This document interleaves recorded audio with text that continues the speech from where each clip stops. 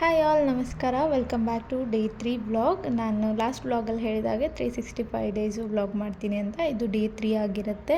And breakfast ಎಲ್ಲ ಮುಗಿಸ್ಕೊಂಡು ಟೌನ್ಗೆ ಸ್ವಲ್ಪ ಕೆಲಸ ಇತ್ತು ಅಂತ ಹೋಗ್ತಾ ಇದ್ದೆ.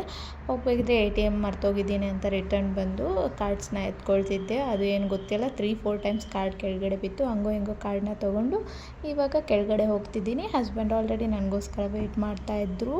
ಮಕ್ಕಳನ್ನಿಬ್ಬರನ್ನೂ ಅತ್ತೆ ಹತ್ರ ಬಿಟ್ಟು ನಾವಿಬ್ಬರೇ ಟೌನ್ಗೆ ಹೋಗ್ತಾ ಇದ್ದೀವಿ. ಆನ್ ದಿ ವೇ ವಿಡಿಯೋಸ್ ಸ್ವಲ್ಪ ಮಾಡ್ಕೊಳ್ತಾ ಇದ್ದೆ. ಆ್ಯಂಡ್ ನಾನಿವಾಗ ದೇವನಹಳ್ಳಿಗೆ ಹೋಗ್ತಾ ಇರೋ ಮೇನ್ ರೀಸನ್ ಅಂದರೆ ಲಾಸ್ಟ್ ಮಂತು ಅಂದರೆ ಅಕ್ಟೋಬರಲ್ಲಿ ನಾವು ಫ್ಯಾಮಿಲಿ ಫೋಟೋಶೂಟ್ ಮಾಡಿಸಿದ್ವಿ. ತುಂಬ ಟೈಮಿಂದ ಫೋಟೋಸ್ಗೋಸ್ಕರ ವೆಯ್ಟ್ ಮಾಡ್ತಾಯಿದ್ದೆ. ಅವರು ಕೂಡ ಡಿಲೇ ಮಾಡ್ತಾಯಿದ್ರು, ನನಗೂ ಹೋಗೋಕ್ಕೆ ಟೈಮ್ ಸಿಗ್ತಾಯಿದ್ದ. ಫೈನಲಿ ಇವತ್ತು ಫೋಟೋಸ್ ಎಲ್ಲ ಎಡಿಟ್ ಆಗಿದೆ. ಪ್ರಿಂಟ್ ಹಾಕೋಕ್ಕೂ ಮುಂಚೆ ಒಂದು ಸಾರಿ ಬಂದು ನೋಡಿ ಅಂತ ಹೇಳಿದರು. ಸೊ ನೋಡೋಕ್ಕೆ ಹೋಗಿದ್ದೆ. ಫೋಟೋಸ್ ತುಂಬ ಚೆನ್ನಾಗಿ ಬಂದಿದೆ. ನೆಕ್ಸ್ಟ್ ಬ್ಲಾಗಲ್ಲಿ ಎಲ್ಲ ಫೋಟೋಸ್ನ ನಿಮ್ಗಳ ಜೊತೆ ಶೇರ್ ಮಾಡ್ಕೊಳ್ತೀನಿ, ಇಲ್ಲ ಅದೇ ಒಂದು ಸಪ್ರೇಟಾಗಿ ಶಾರ್ಟ್ ವಿಡಿಯೋ ಮಾಡಿ ಹಾಕ್ತೀನಿ. ಸೊ ನನ್ನ ಫ್ಯಾಮಿಲಿ ಕೂಡ ನಿಮಗೆ ಇಂಟ್ರೊಡ್ಯೂಸ್ ಮಾಡ್ದಂಗಿರುತ್ತೆ. ಆ್ಯಂಡ್ ಆ ಫೋಟೋ ಕೆಲಸ ಮುಗಿಸ್ಕೊಂಡು ನೆಕ್ಸ್ಟು ನಾನು ಡಾಗರ್ಸ್ ಹಬ್ಬ ಅಂತ ಇದೆ, ಅಲ್ಲೋಗಿ ಸ್ವಲ್ಪ ಗ್ರಾಸರೀಸ್ನ ತೊಗೋಬೇಕಿತ್ತು. ಅಲ್ಲಿ ಒಳಗಡೆ ಮೊಬೈಲ್ ಅಲೌಡ್ ಮಾಡಲ್ಲ. ನೋಡ್ತೀನಿ, ಅಲೌಡ್ ಮಾಡಿದರೆ ನಾನು ಏನು ಬೈ ಮಾಡ್ತೀನಿ ಅಂತ ತೋರಿಸ್ತೀನಿ. ನಾನು ಹೇಳ್ದಂಗೆ ಅವರು ಮೊಬೈಲ್ ಅಲೌಡ್ ಮಾಡಲಿಲ್ಲ.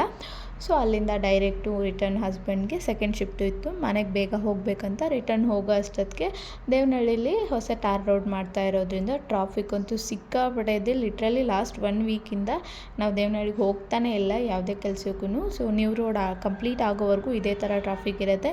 10 ಮಿನಿಟ್ಸಲ್ಲಿ ಹೋಗಿ ಬರೋರು 2 ಅವರ್ಸ್ ತೊಗೊಳ್ತಾ ಇದ್ದೀವಿ. ಇನ್ನು ಅಲ್ಲಿಂದ ಬಂದು ಅಲ್ಲಿ ಬರಬೇಕಿದ್ರೆ ನಾನು ಗೀ ಮತ್ತು ಆಯಿಲ್ ತೊಗೊಂಬರಕ್ಕೆ ಹೋಗಿದ್ನಲ್ಲ, ಅದೆಲ್ಲ ತೊಗೊಂಬಂದು ಸ್ವಲ್ಪ ಹಾಲನ್ನ ಕಾಯಿಸಿಬಿಟ್ಟು ಟೀ ಕೂಡ ಮಾಡಿದೆ. ಆ್ಯಂಡ್ ಹಸ್ಬೆಂಡ್ಗೆ ಸ್ವಲ್ಪ ಮಕಾನ ರೋಸ್ಟ್ ಮಾಡಿದೆ. ಅವರು ಕೂಡ ಸೆಕೆಂಡ್ ಶಿಫ್ಟಿಗೆ ಹೋದರು. ಅವ್ರು ಹೋದಾದ್ಮೇಲೆ ನಮಗೆ ಲಂಚ್ ರೆಡಿ ಮಾಡ್ಕೋಬೇಕಂತ ರೆಡಿ ಮಾಡ್ಕೊಳ್ತಿದ್ದೆ. ಅದಕ್ಕೂ ಮುಂಚೆ ಹಾಲು ಪ್ಯಾಕೆಟ್ ತೊಗೊಂಬಂದಿದ್ನಲ್ಲ, ಹಾಲನ್ನ ಕಾಯಿಸ್ಬಿಡೋಣ ಅಂತ ನಾನಿಲ್ಲಿ ಹಾಲು ಪ್ಯಾಕೆಟ್ನ ಹೇಗೆ ಕಟ್ ಮಾಡಬೇಕು ಅಂತ ಹೇಳ್ಕೊಡ್ತಾ ಇದ್ದೆ. ಅಂದರೆ ನಾವು ಎಡ್ಜಸ್ನ ಕಟ್ ಮಾಡಿ ಬಿಸಾಕ್ಬಿಡ್ತೀವಲ್ಲ, ಅದರಿಂದ ಎಷ್ಟೋ ಪ್ರಾಣಿಗಳಿಗೆ ಹಾರ್ಮ್ಫುಲ್ ಆಗಿರುತ್ತೆ. ಸೊ ಆ ಥರ ಕಟ್ ಮಾಡಬಾರ್ದು, ವಿತ್ ಎಡ್ಜ್ ಯಾವ ಥರ ಕಟ್ ಮಾಡಬೇಕು ಅಂತ ಎಕ್ಸ್ಪ್ಲೇನ್ ಮಾಡ್ತಿದ್ದೆ. ಅದು ಎಕ್ಸ್ಪ್ಲೇನ್ ಮಾಡೋಕ್ಕೆ ಹೋಗಿ ಫಸ್ಟ್ ನಾನು ಒಂದು ಹಾಲು ಪ್ಯಾಕೆಟ್ನ ಅರ್ಧ ಕಟ್ ಮಾಡಿದೆ. ನೆಕ್ಸ್ಟ್ ಅದನ್ನ ಅದರೊಳಗಡೆ ಹಾಕಿಬಿಟ್ಟು ಟ್ರ್ಯಾಶ್ ಮಾಡಿದೆ. ಹಾಗೆ ಏನು ಟ್ರ್ಯಾಶ್ ಮಾಡೋಕ್ಕೆ ಹೋಗಿಲ್ಲ. ಆ್ಯಂಡ್ ಇನ್ನು ನನ್ನ ನೆಕ್ಸ್ಟ್ ವ್ಲಾಗಲ್ಲಿ ನಾನು ಕಿಚನ್ ಮೇಕರ್ ಮಾಡೋಣ ಅಂದ್ಕೊಂಡಿದ್ದೀನಿ. ನಿಮ್ಗಳಿಗೆ ಯಾರಿಗಾದ್ರೂ ಟಿಪ್ಸ್ ಗೊತ್ತಿದ್ದರೆ ಹೇಳ್ಬೋದು. ಸೊ ನಾನು ಅದು ಕೂಡ ಆ್ಯಡ್ ಮಾಡ್ತೀನಿ. ಈ ಗ್ರಿಲ್ಸ್ಗೆಲ್ಲ ಪೇಂಟ್ ಮಾಡಬೇಕು. ಲಾಸ್ಟ್ ಇಯರ್ ನಾನು ಕಿಚನ್ ಮೇಕರ್ ಮಾಡಿದ್ದೆ. ಆವಾಗ ನಾನು ಪ್ರೆಗ್ನೆಂಟ್ ಇದ್ದೆ. ಆಲ್ಮೋಸ್ಟ್ 1.5 ಇಯರ್ ಟು 2 ಇಯರ್ಸ್ ಬ್ಯಾಕೆ ಮಾಡಿದ್ದೆ ಅಂದ್ಕೊಳ್ಳಿ. ಇವಾಗ ಈ ವಾಲ್ ಸ್ಟಿಕ್ಕರ್ಸ್ ಎಲ್ಲ ಓಲ್ಡ್ ಆಗಿದೆಯಲ್ಲ, ಇದೆಲ್ಲ ರಿಮೂವ್ ಮಾಡಿಸಿ ಸ್ಲ್ಯಾಬ್ ಮೇಲಿರೋ ಸ್ಟಿಕ್ಕರ್ ಕೂಡ ರಿಮೂವ್ ಮಾಡಿ, ಅದು ಸ್ಲ್ಯಾಬ್ ಕೆಳಗಡೆ ತುಂಬ ಗಲೀಜಾಗಿದೆ, ಅಲ್ಲೆಲ್ಲ ಪೇಂಟ್ ಮಾಡಬೇಕು. ನಾನೇ ಮಾಡ್ಕೊಳ್ತೀನಿ, ಯಾರ ಹತ್ರನೂ ಮಾಡಿಸಲ್ಲ. ತುಂಬ ಸ್ಮಾಲ್ ಕಿಚನ್ ಅಲ್ವಾ, ಸೊ ಯಾರ ಅವಶ್ಯಕತೆ ಬರಲ್ಲ, ನಾನೇ ಎಲ್ಲ ಮಾಡ್ಕೊಳ್ತೀನಿ. ಆ್ಯಂಡ್ ಕರ್ಟನ್ಸ್ ಎಲ್ಲ ಸ್ಟಿಚ್ ಮಾಡಬೇಕು, ಅದು ಕೂಡ ನನ್ನ ಹತ್ರ ಮಷಿನ್ ಇದೆ, ನಾನೇ ಮಾಡ್ಕೊಳ್ತೀನಿ. ಇನ್ನು ಮಕ್ಕಳಿಗೆ ರಸಮ್ ರೈಸ್ ಮಾಡಿ ದೊಡ್ಡವನಿಗೆ ಊಟಕ್ಕೆ ಕೊಟ್ಟೆ. ಚಿಕ್ಕವನು ಕೆಳಗಡೆ ಇದ್ದ. ದೊಡ್ಡವನು ಊಟ ಆದಮೇಲೆ ಚಿಕ್ಕವನಿಗೆ ಊಟಕ್ಕೆ ಕೊಡ್ತೀನಿ. ಆ್ಯಂಡ್ ನನಗೆ ಲೆಫ್ಟ್ ಓವರ್ ರಾಗಿ ಮುದ್ದೆಯಿಂದ ರಾಗಿ ರೊಟ್ಟಿನ ತಟ್ಕೊಳ್ತಾ ಇದ್ದೆ, ಎಲ್ಲ ಥರ ವೆಜಿಟೇಬಲ್ಸ್ ಹಾಕಿ. ಇದು ಕೂಡ ಸಪ್ರೇಟಾಗಿ ವ್ಲಾಗ್ನ ಮಾಡಿದ್ದೀನಿ. ಅದು ನೆಕ್ಸ್ಟ್ ವೀಡಿಯೋದಲ್ಲಿ ಅಪ್ಲೋಡ್ ಮಾಡ್ತೀನಿ. ಇಂಟ್ರೆಸ್ಟ್ ಇರೋರು ಒಂದು ಸಾರಿ ಚೆಕ್ ಮಾಡ್ಬೋದು. ಸೊ ನಿಮಗೂ ಕೂಡ ಗೊತ್ತಾಗುತ್ತೆ ವೇಸ್ಟಿಂದ ಚೆನ್ನಾಗಿರೋ ಅಡುಗೆನ ಹೇಗೆ ಮಾಡೋದು ಅಂತ. ಇನ್ನು ನನ್ನ ನೆಕ್ಸ್ಟ್ ವ್ಲಾಗಲ್ಲಿ ನಾನು ನಿಮಗೆ ನನ್ನ ದೊಡ್ಡ ಮಗನಿಗೆ ಇಂಡಿಯಾ ಬುಕ್ ಆಫ್ ರೆಕಾರ್ಡ್ ಹಾಗೆ Kalams world book of record ಹೇಗೆ ಬಂತು, ಆ್ಯಂಡ್ ನಾನು ಅದಕ್ಕೆ ಅವನ್ನ 1.5 ಇಯರ್ ಬೇಬಿ ಇದ್ದಾಗ ಯಾವ ಥರ 1 ಮಂತ್ ಟೈಮಲ್ಲೇ ಪ್ರಿಪೇರ್ ಮಾಡಿದೆ ಅನ್ನೋದನ್ನ ಡೀಟೇಲಾಗಿ ಹೇಳ್ತೀನಿ. ಅದ್ರ ಜೊತೆಗೆ ಅವನಿಗೆ ರಿಸೀವ್ ಆಗಿರೋ 2 ಅವಾರ್ಡ್ಗಳು ಕೂಡ ನಾನು ಅನ್ಬಾಕ್ಸಿಂಗ್ ವಿಡಿಯೋ ಹಾಕ್ತೀನಿ.